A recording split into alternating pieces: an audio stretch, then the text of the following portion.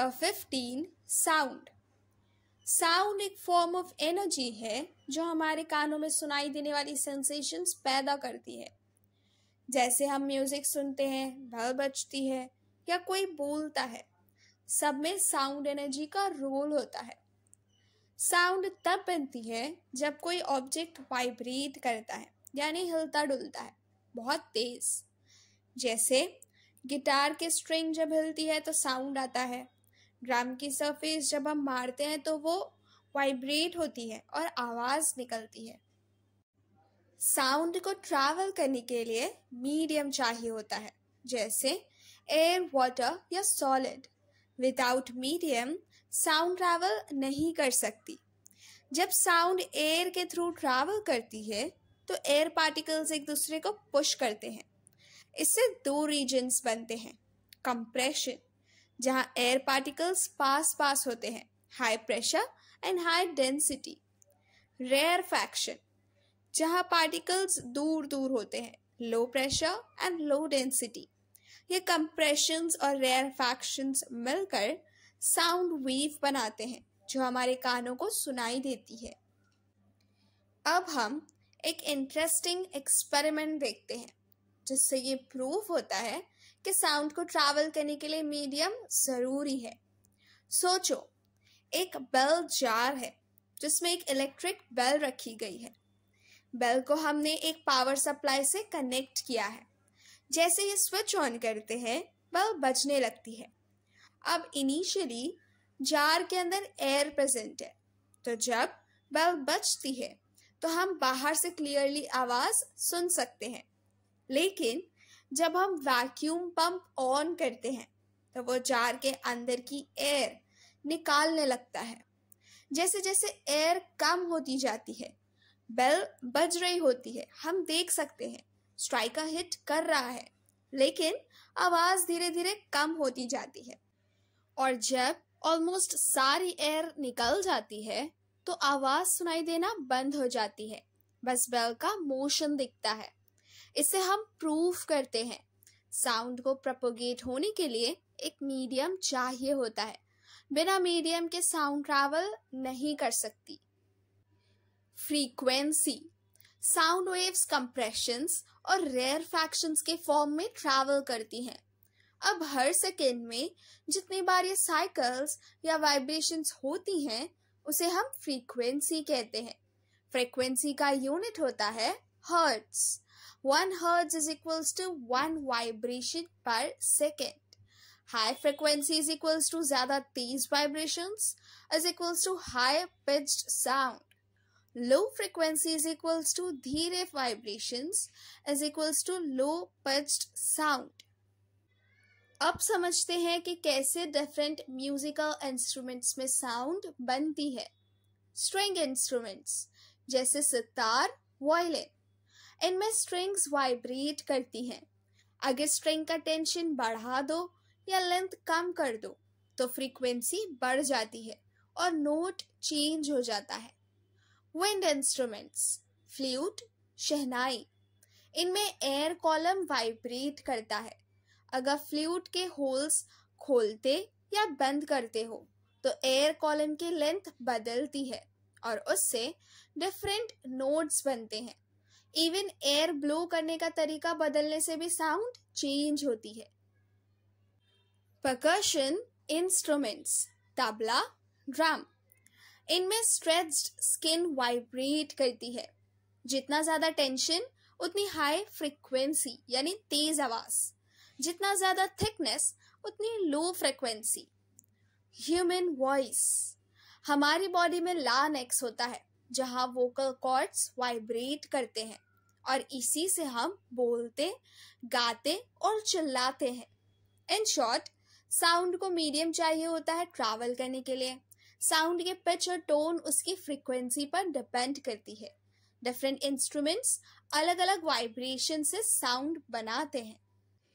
Sound production in humans, हमारी body में एक स्पेशल ऑर्गन होता है जिसे लार्ynx या वॉइस बॉक्स कहते हैं। यह विंड पाइप के अपर पार्ट में होता है, यानी जहां से हम सांस लेते हैं। अब लार्ynx के अंदर दो वोकल कॉर्ड्स स्ट्रेच्ड होते हैं और उनके बीच एक छोटी सी स्लिट होती है, यानी गैप होता है। जब हम बोलते या सांस छोड़ते हैं तो लंग्स से हवा जोर से बाहर आती है और वो हवा वोकल कॉर्ड्स के बीच से गुजरती है। इससे वोकल कॉर्ड्स वाइब्रेट करते हैं और वही वाइब्रेशंस साउंड प्रोड्यूस करती है। अब आवाज का टाइप यानी थिन, थिक, हाई, लो डिपेंड करता है लेंथ और थिकनेस पे। लंबी और मोटी कॉर्ड से लो पिच साउंड बनती है जैसे मेल वॉइस। टेंशन पे अगर मसल कॉर्ड्स को टाइट कर दे तो हाई पिच साउंड बनती है जैसे फीमेल या बच्चों की वॉइस। तो in short, air plus vibrating vocal cords is equals to human voice. Sound production in a loud speaker. Loud speaker भी ऑलमोस्ट इसी प्रिंसिपल पर काम करता है, वाइब्रेशंस प्रोड्यूस करना। लाउड स्पीकर के अंदर एक कॉइल और परमानेंट मैग्नेट होता है। इस कॉइल से एक कॉनिकल पेपर स्क्रीन अटैच्ड होती है। जब इलेक्ट्रिक करंट कॉइल के थ्रू पास होता है तो मैग्नेटिक फील्ड बन जाता है जो परमानेंट मैग्नेट के साथ इंटरैक्ट करता है। इस इंटरैक्शन से कॉइल आगे पीछे मूव करने लगती है। अब जब कॉइल मूव करती है तो उसके साथ कॉनिकल स्क्रीन भी हिलती है और ये back and fourth motion air को वाइब्रेट करता है जिससे साउंड वेव्स बनती हैं। अगर करंट ज्यादा हो तो कॉइल ज्यादा वाइब्रेट करेगी, यानी आवाज तेज होगी। इसलिए लाउड स्पीकर से बहुत लाउड साउंड निकाली जा सकती है, लेकिन ध्यान रहे अगर साउंड लेवल 100 डेसिबल से ऊपर हो गया तो वो हमारे कानों के लिए हार्मफुल हो सकता है। सो स्टूडेंट्स, आज हमने देखा कि साउंड हमारी लाइफ का एक इम्पॉर्टेंट पार्ट है। हर जगह वाइब्रेशंस के फॉर्म में प्रेजेंट है। हमने जाना कि साउंड प्रोड्यूस होती है, मीडियम के थ्रू ट्रैवल करती है और हमारे कानों तक पहुंचकर हमें सुनाई देती है। बेल जार एक्सपेरिमेंट से ये क्लियर हुआ कि बिना मीडियम के साउंड एग्जिस्ट नहीं कर सकती। फिर हमने समझा कैसे फ्रीक्वेंसी, एम्पलीट्यूड और वाइब्रेशंस मिलकर साउंड को अलग अलग पिच और लाउडनेस देते हैं। म्यूजिकल इंस्ट्रूमेंट्स और ह्यूमन वॉइस दोनों में यही बेसिक प्रिंसिपल काम करता है, वाइब्रेशंस क्रिएट साउंड। और लाउड स्पीकर्स भी इसी प्रिंसिपल पे साउंड को एम्पलीफाई करते हैं। आखिर में हमने जाना कि बहुत तेज आवाज हार्मफुल हो सकती है, इसलिए अपने ईयर्स को प्रोटेक्ट करना भी जरूरी है। इन शॉर्ट, साउंड एक एनर्जी है जो वाइब्रेशन से बनती है, मीडियम के थ्रू ट्रैवल करती है और हमारे वर्ल्ड को अलाइव बनाती है।